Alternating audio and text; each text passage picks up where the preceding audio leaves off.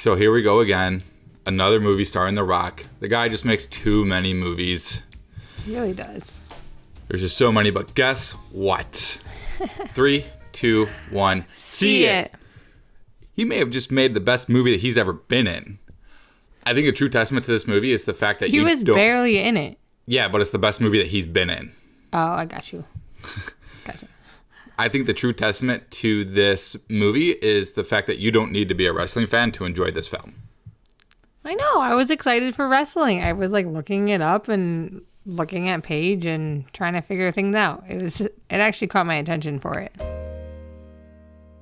Fighting with My Family. This is the true story of the wrestler Paige from the WWE.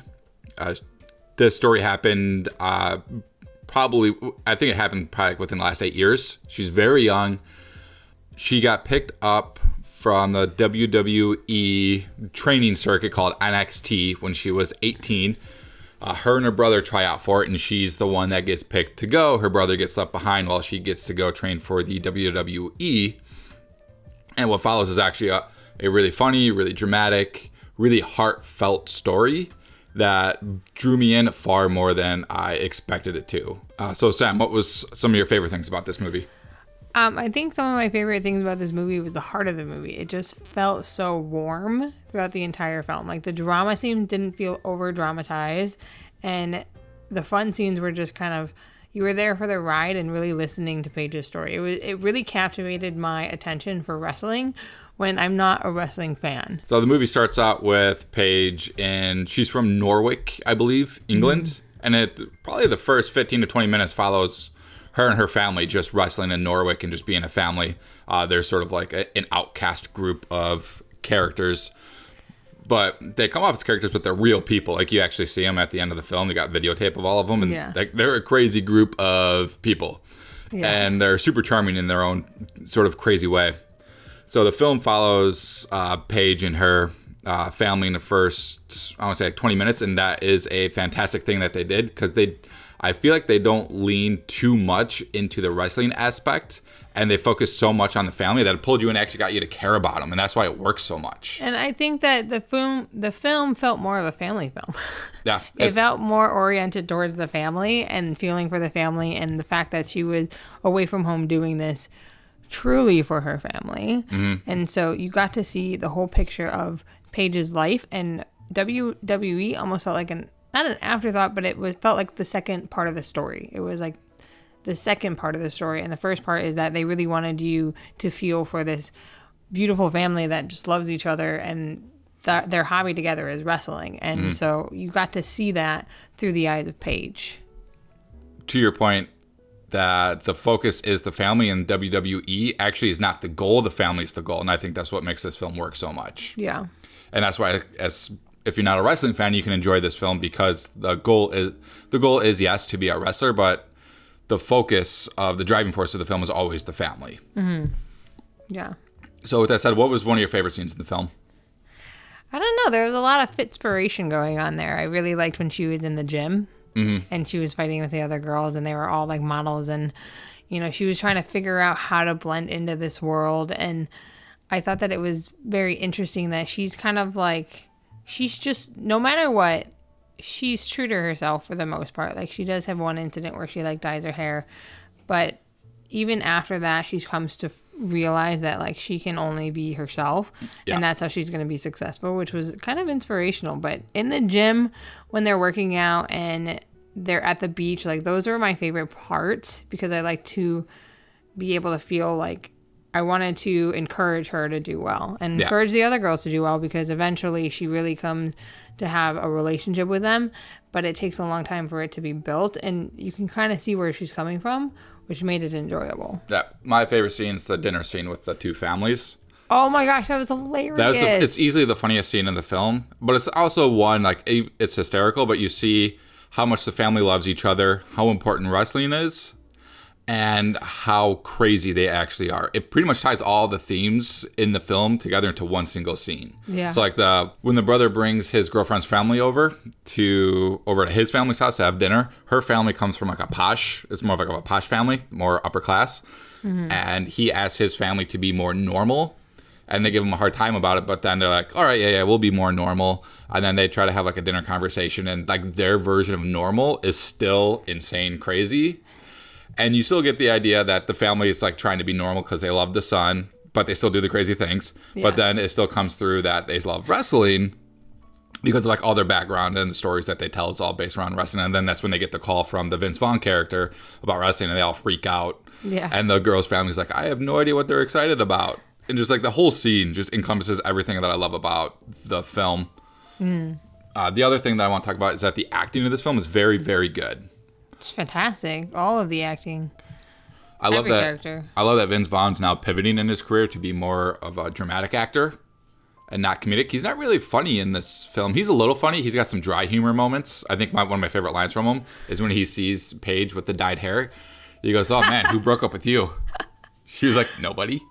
I mean, he's always going to have that natural humor about him, I think. I think that no matter what, he's going to be able to spit some little comedic moments in the films that he does. But he did really take on the serious role and the serious part of him that you don't get to see, which was enjoyable. I also like that they never undermined the drama with comedy.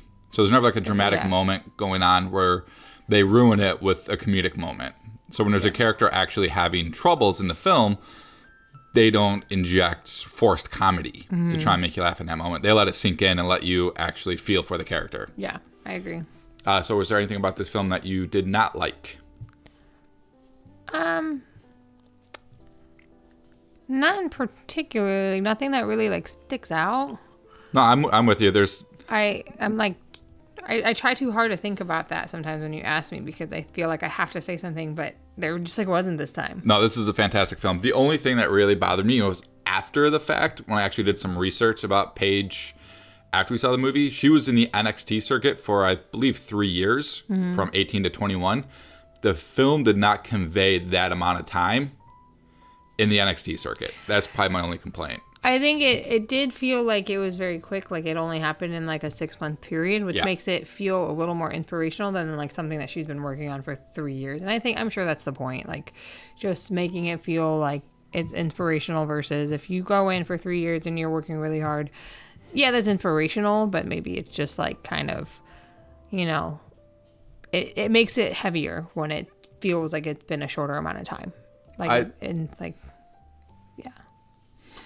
I suppose. I think you easily probably could have remedied that with maybe a title card. Saying like 1 year later, 2 years later. Or maybe give dates with it.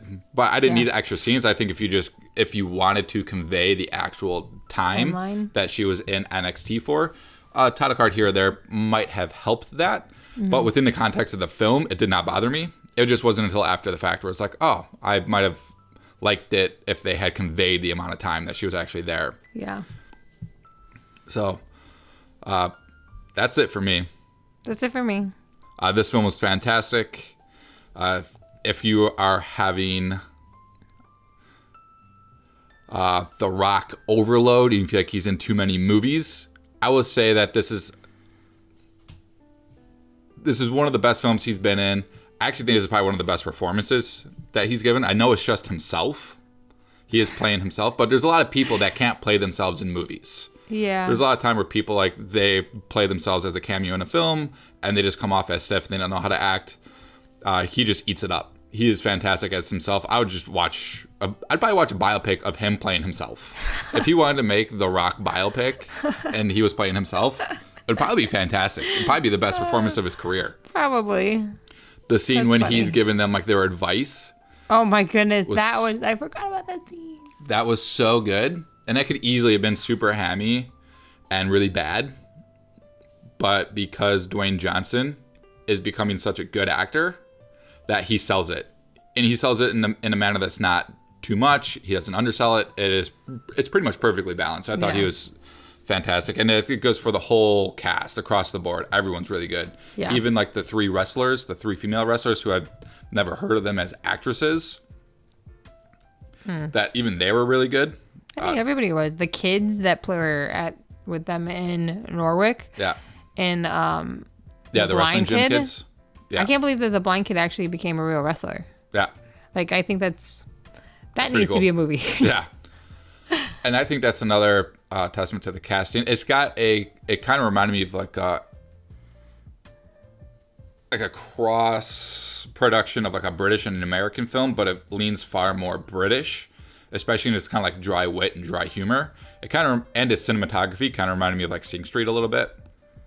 But I think it comes with the fact that it's filmed in. I don't know if it was filmed in Norwich and in England. I'm not sure where it was filmed, but it still needs to like portray that area. So yeah, like I and think they it do did a good job of of doing that.